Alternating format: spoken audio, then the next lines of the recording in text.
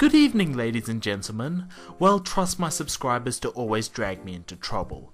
Yes, this video was requested by my viewers, and I really do loathe to talk about quote-unquote drama topics on this channel, but as I started digging a little deeper, I found some interesting things that convinced me that there is indeed some meat on this bone. And hey, it's nice to sometimes do an investigation to sort of clarify things and make sure that other people don't find it confusing.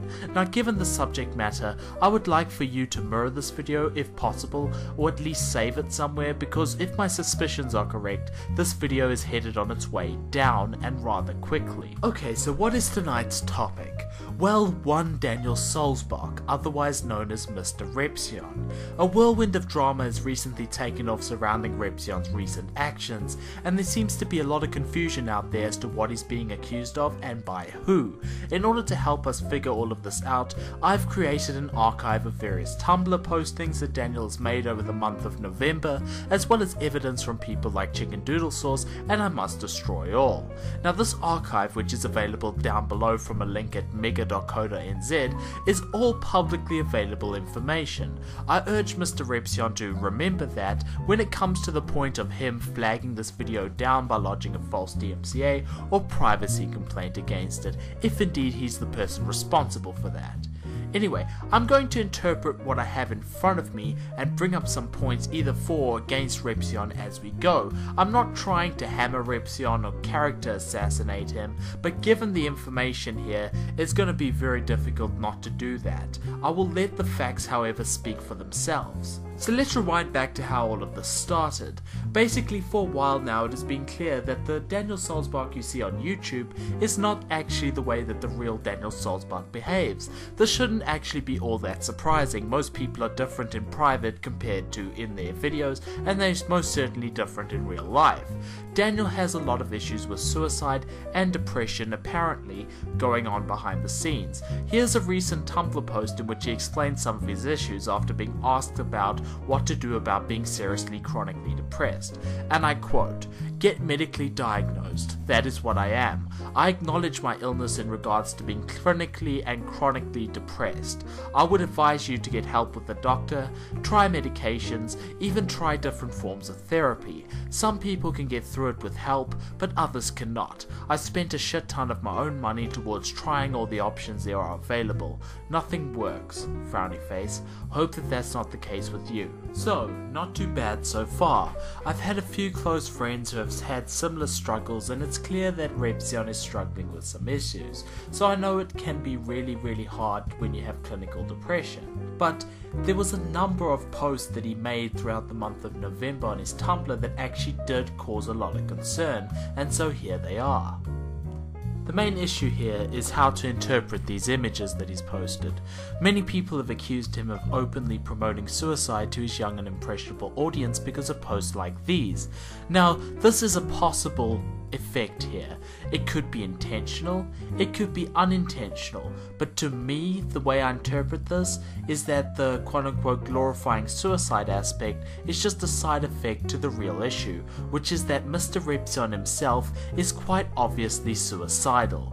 There are also a number of other posts that corroborate what I'm saying. For example, he was asked about the suicide forest in Japan in this post, and he kind of discussed the thing, saying how much he wanted to go there and so on and so forth. So it is pretty clear that suicide is something that is a lot on Repzion's mind, and this is very much something he wears on his sleeve on Tumblr. The other thing that a more callous person than me would point out is that Repzion is also a gun owner and is getting his concealed weapons permit pretty soon. I don't need to paint you a picture of what some people have been speculating about in private.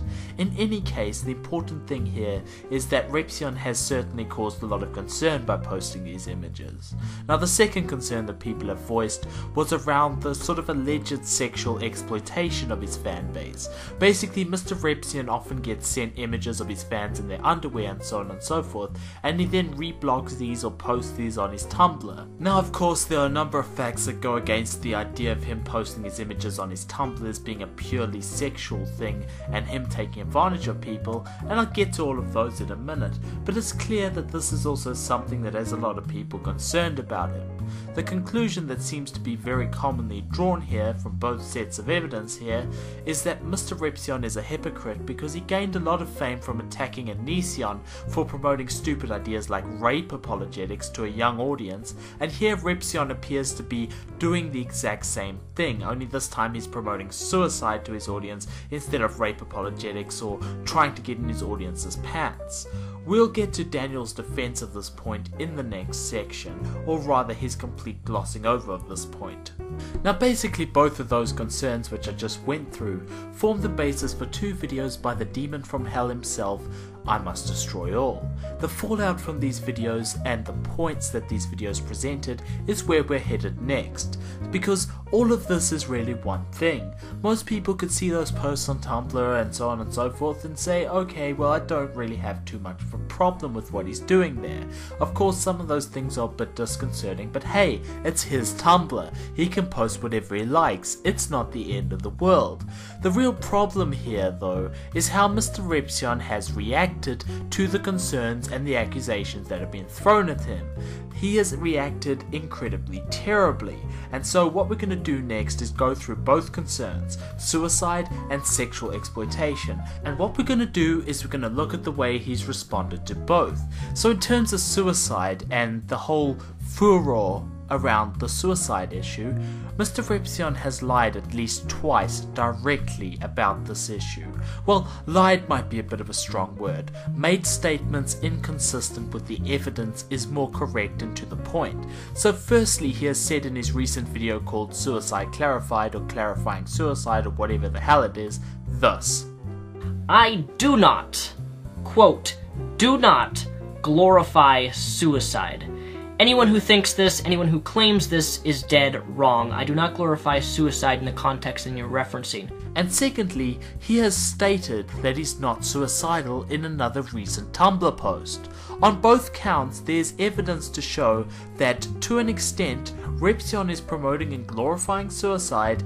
To a small extent or a greater extent, that's where the debate lies, but he's still promoting and glorifying suicide in one way or another, and that of course he himself is struggling with suicidal urges, to say the least. I mean, a normal person who is entirely happy with their life and so on and so forth wouldn't even post those images in the first place. Furthermore, Repzion seems to have a misunderstanding of what people wanted him to clarify.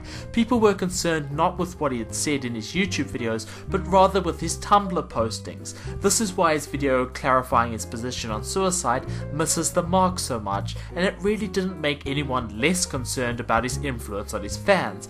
However, he has responded on his Tumblr page stating that he supports someone's choice to die, but doesn't condone people just randomly killing themselves over trivial matters. Now, you can take all of this any way you want to. The main point is, though, that you are at least aware of what he's been doing and can make your own mind up. Moving on, the sexual exploitation argument does seem to be the weakest out of the two. This is because Repzion posts both male and female bodies on his Tumblr, and according to him, he doesn't actually ask anyone for photos either. So is him reblogging photos of his fans inappropriate and or creepy? Well, you decide. No one has claimed that any of these people are underage, though it's difficult to tell, and as far as anyone can tell, Repzion is not doing anything illegal. And then finally, the main thing that people have brought up is that Mr. Repzion is a huge hypocrite. This is really the majority of what the argument was coming to here. People are legitimately concerned that Rep is building a cult-like echo chamber like what Censorship has done, and this is why people are so very concerned. Many people feel that if Censorship had done something similar to Repzion, like promoting suicide or, for example, reposting pictures of his fans, that Mr. Repzion would have jumped all over it when he was still making videos on Censorship, so there's a level of double standard there. Now, Mr. Repzion often misconstrues this whole thing as being people calling him out for being exactly like Onision, but nobody's doing that. People are only concerned about him exhibiting the same behaviors in certain specific aspects as Onision. They're not saying that he is Onision, and Mr. Repzion is being a huge hypocrite over this issue, pretty evidently. The other issue that people have brought up of him being a hypocrite is an example of a Tumblr post in which he talks about pretending to masturbate in front of a priest while he was cosplaying as Deadpool. Now this is a problem because he has criticized a group of other people for doing the exact same thing in the past as well. So there is a fair amount of hypocrisy going on here, and this is also another thing which people are concerned about and are talking about. So that's roughly it. A number of points against Repzion have been raised, and he really hasn't given a very good response to any of them or clarified his position on any of them. I wouldn't really trust him on either issue. Case closed. Good night, and good luck.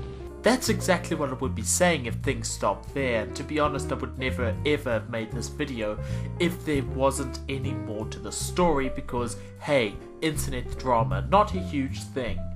You see, the longest and best video about this situation, which was a 30-minute video by Must Destroy All, had 3 privacy complaints and a DMCA filed against it. Now the video is back up, but like many other people, I am always suspicious when it comes to pinning the blame on someone for flagging. I mean, it's only too logical to say Repzion flagged this video and tried to get rid of the evidence. However, in this case, we actually have some real evidence. So firstly, I will play you a video posted to Facebook by Must Destroy All.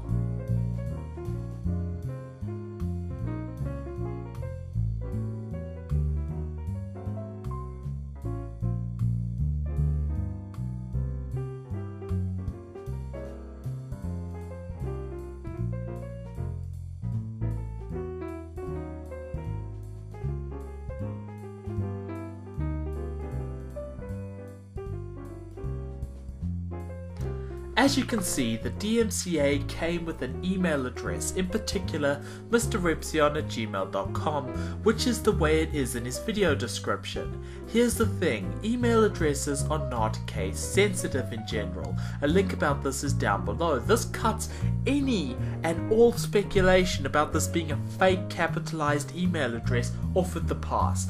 When he registered mrrepzion@gmail.com, he registered all cases of that at the same time. This is to avoid email address confusion, which was a huge thing right at the beginning of the email standard way back many years ago. So next let's look at Mr. Repzion's response to being accused of false flagging in this way.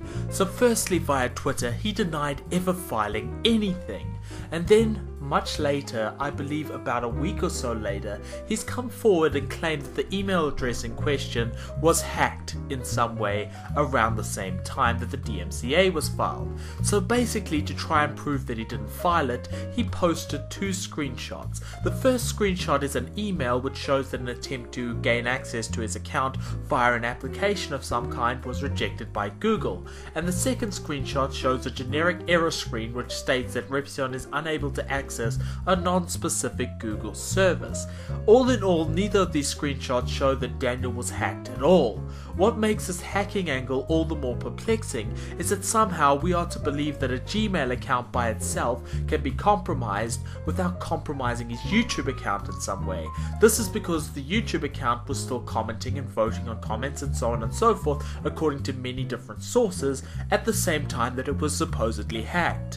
Now, I'm not saying that there's no possibility that this all isn't a setup, a frame job on Repzion by a completely outside third party trying to start drama and create a whole YouTube jihad.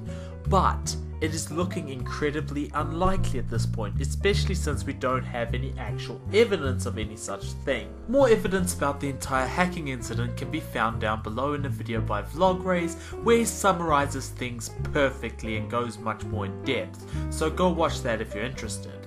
It is also worth mentioning that Mr. Repzion has also been quote-unquote hacked in a questionable manner before. In fact, last year I commentated on a video on my previous channel where a hacker apparently broke into his account and privated all of his videos before posting a video that simply said something like "fuck you, Mr. Repzion" or something like that. And then the next thing the alleged hacker did was to proceed to delete a number of Daniel's videos. The funny thing is though, at the time Daniel was engaged in some serious drama and was actually making some crazy accusations about viewbotting, and so among the deleted videos were a number of videos that many people thought made him look bad and were definitely part of the drama. So a lot of people at the time doubted that he was hacked. And so is this a pattern of Daniel using hacked as an excuse for getting out of saying and doing stupid things? That is also another question I would like to pose here, not though that I expect you to go one way or the other on it. And so there we are. It's a tale of woe, depression, overreaction and censorship. But I want to end now on a personal note, because this video and the reason I made it is really more personal to me. I personally think that if all of this is completely above board and all of this is true and that none of this information is being manipulated or fabricated in any way, then I really don't know what to say about Daniel. He's someone I've watched on and off for around 4 years now. 4 years of my life. And I can't help but to have got inspired by him initially when I was creating this channel, to a small degree at least. But now I just have lost a bunch of respect for him over this. I mean, if he initially wanted to come out and sort this out with people in a reasonable and open manner, that would be one thing. If he wanted to make a video about this, if he wanted to create a dialogue on this, and just to clear the air and make everyone more at ease, that would be great. You know, I would have genuinely respected that, and I would never have made a video like this, and I would never have actually considered that what people are saying is true.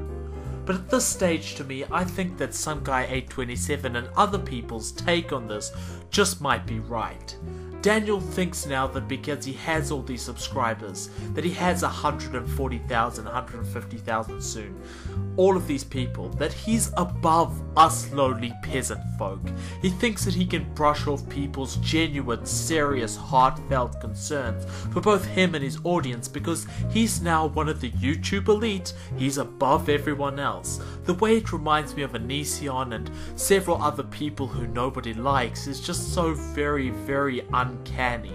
Maybe some guy was also right when he said that fame and money changes people. It sure seems to have changed Daniel over the years, and some guy was also right when he said that what was the point of Daniel acting like such a righteous, moral crusader and guardian against someone like Reion when he is just right now exhibiting the exact same tendencies that he was against all along. You know though, my personal suspicion, my personal sneaking suspicion in the deepest part of my mind says, I wonder if that wasn't the plan all along. I wonder if Daniel didn't secretly envy Reion and his entire crusade against Reion was just designed to bring some young and impressionable Reion fans over to Daniel's corner by giving them a new messiah to follow. Because just as he said to I must destroy all allegedly, he's the villain, not the hero you think he is. Anyway guys, feel free to disregard my opinion, just download the evidence and see for yourselves and see if what I've said has made sense. I've been Dangerous Analysis, my website is hackboiler.net, and thank you all for subscribing. No matter if I have 2,000 or 2 million subscribers, my gratitude remains the same.